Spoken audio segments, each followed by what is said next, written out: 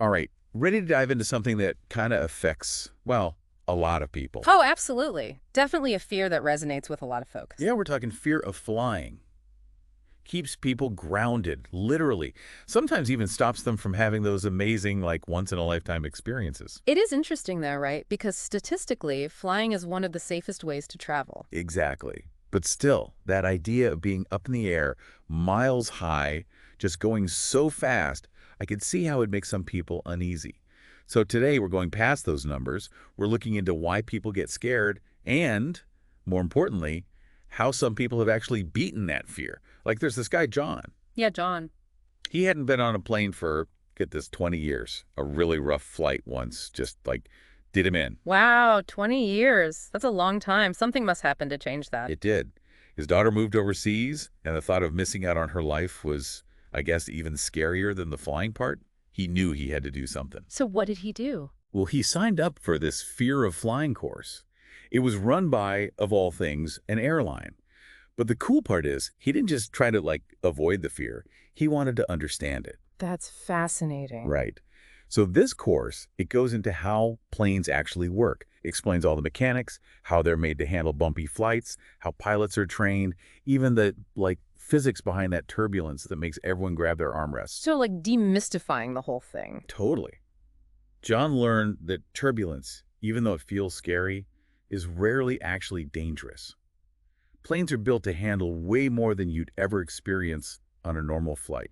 It's almost like, think of a car going over a speed bump. Okay, I see where you're getting with this. Exactly. It's just a bump, but in the air. And those speed bumps don't, usually make your car fall apart. Same idea with planes and turbulence. Yeah, it's all about perspective and knowing the science behind it.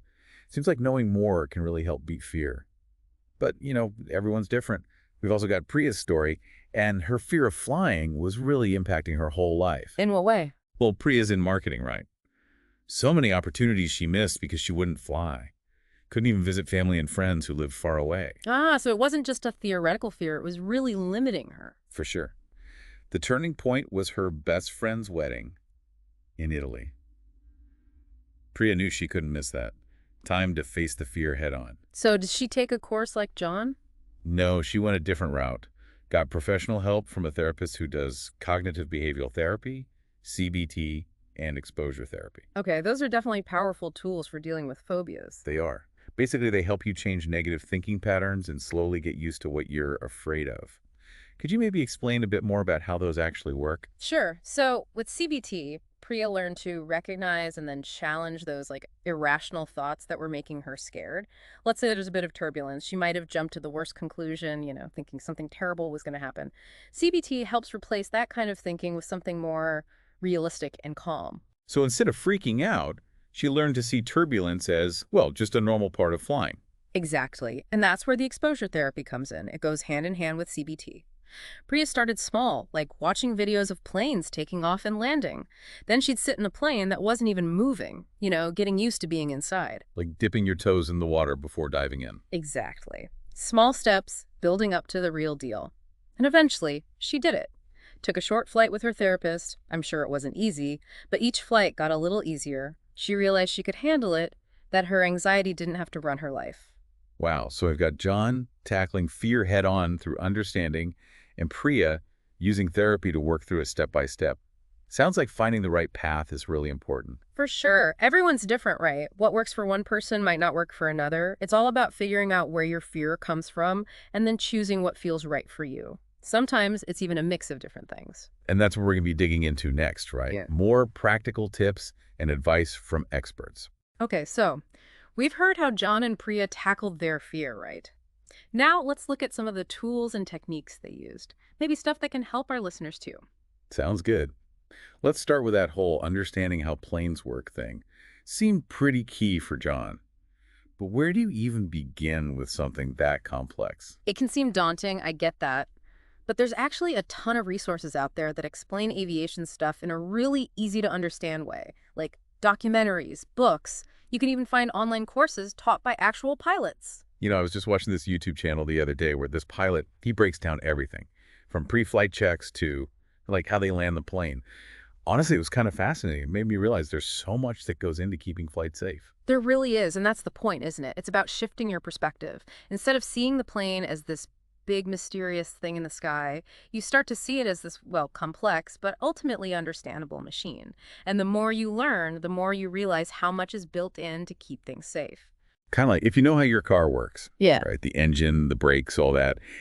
It's less scary when you know what's going on under the hood. Exactly. That's the perfect analogy. And that knowledge, it can be really empowering. Once you know that turbulence is normal, that planes are designed to handle it, that the pilots are super well trained, it takes away some of the mystery. And with that, some of the fear. And speaking of turbulence, that seems to be like the biggest trigger for a lot of people. John learned to think of it as those little bumps you feel driving over a speed bump, only it's like air bumps. Is that a good way to picture it?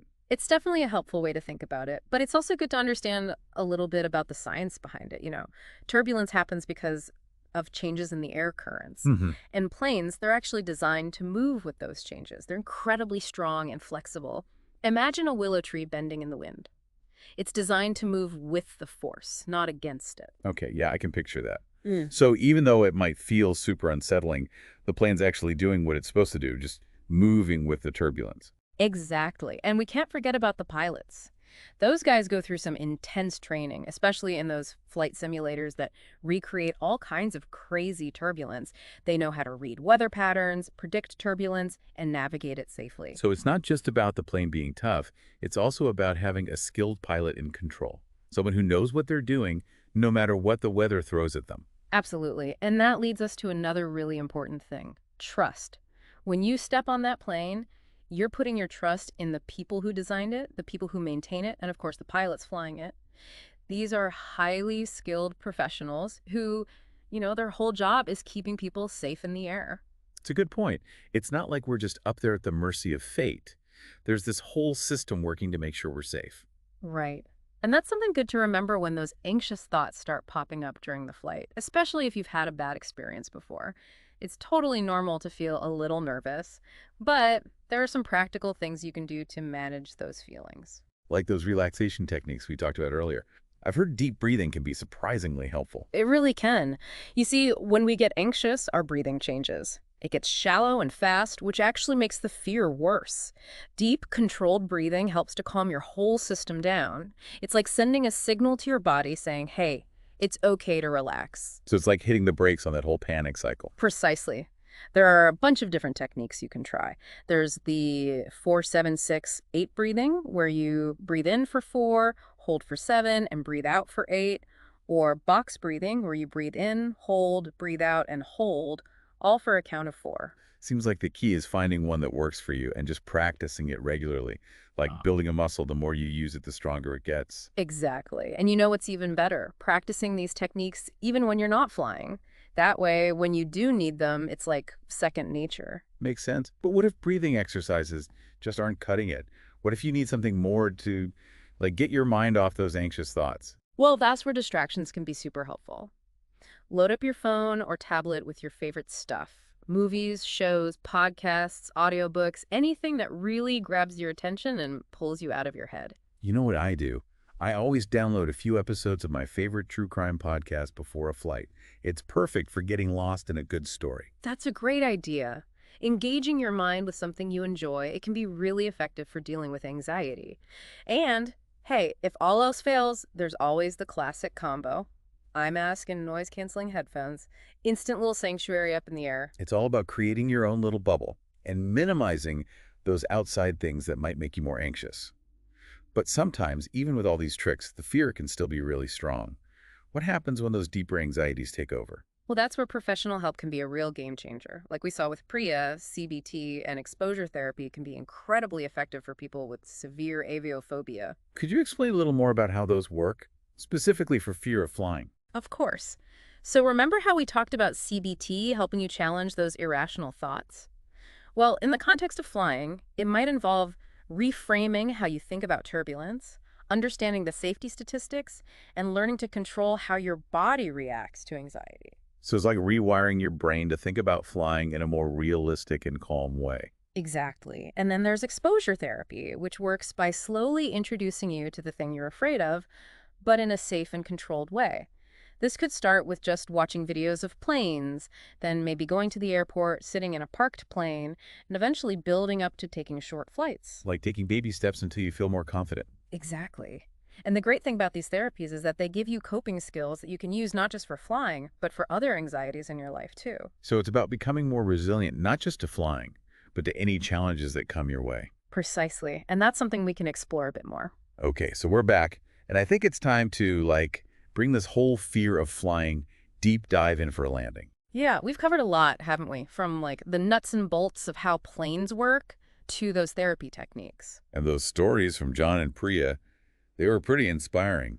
Two totally different ways of tackling the same fear. It just goes to show there's no one right answer, is there? What matters is finding what works for you. Right, figuring out what makes you anxious, Hmm. and then, personalizing your approach, whether that's learning more, doing those relaxation exercises, or even, getting help from a professional. Exactly. It's all about self-discovery and like taking control. And you know what? It feels like this goes beyond just getting on a plane. It's like facing any fear, pushing past those limits, and just living a more, I don't know, a bigger life. You got it. Conquering the fear of flying, it can really impact other parts of your life too. More resilience, more confidence. It kind of frees you up to try new things. It's like that saying, everything you ever wanted is on the other side of fear. Kind of cheesy, but But true. I mean, think about it. When you're not held back by fear anymore, so many possibilities open up. The places you could travel, the people you could meet, the adventures you could have. it's about getting your freedom back and living life on your own terms. Absolutely. And remember, being courageous doesn't mean you're never afraid. It's about feeling that fear and doing it anyway. Yeah, it's like you acknowledge those worries, those what-if thoughts, and you choose to move forward anyway. Exactly. And every time you do that, you get a little bit stronger, a little bit braver. You prove to yourself you can do more than you thought. So to anyone listening who's dealing with this fear, first of all, You're not alone. There's help out there. You don't have to go through this by yourself. There are resources, support groups, therapists who specialize in this stuff. and remember, every little step you take towards facing this fear, it's a win. Whether it's reading about planes, trying those breathing exercises, or even booking that short flight. Celebrate those moments because they show you're growing, you're getting stronger, and you're committed to living a life that's not limited by fear. So to wrap this all up, I think there was this one line from our sources that really stuck with me. Oh, yeah, me too. It's a good one. Your fear doesn't define you, but your courage does. Powerful stuff. Yeah. So embrace the challenge, get support, and remember, the sky's the limit. Couldn't have said it better myself. Thanks for joining us on the deep dive, everyone. Until next time, keep exploring, keep learning, and keep soaring.